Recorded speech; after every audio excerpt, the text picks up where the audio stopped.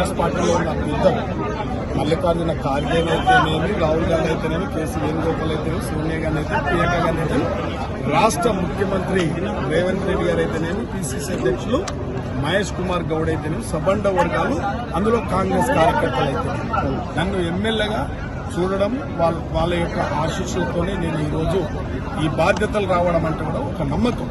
Okay, ఒక వ్యక్తి యొక్క పనితీరు ఎలా మనిషికి అవకాశాలు అనేది మనం వ్యక్తిత్వం మీద మన పనితీరు మీద కానీ ఎవరు అడ్డుకున్నా ఏం చేసినా అవి అడ్డుకోలేరు, చేయలేరు కాబట్టి ఇలా కాంగ్రెస్ పార్టీలో ఒక అట్టడుగు ఊరు నుంచి వచ్చిన నన్ను ఈ యొక్క బాధ్యతలు ఎందుకు పెట్టారంటే నన్ను ఆదర్శంగా తీసుకొని మిగతా వర్గాలన్నీ కూడా రేపు రాజకీయంగా ఎదగాలి, ఆ దిశగా నేను పనిచేయాలనేది పార్టీ బాధ్యత అప్పచెప్పింది. కాబట్టి నేనేదైతే బాధ్యతలు పార్టీ నా మీద పెట్టిందో అవి ఎక్కడ నమ్మకాన్ని ఒమ్ము చేయకుండా నా యొక్క బాధ్యతను సక్రమంగా నిర్వర్తిస్తాం. మన బాధ్యత సమాజంలో సామాజిక న్యాయం చేయాలి.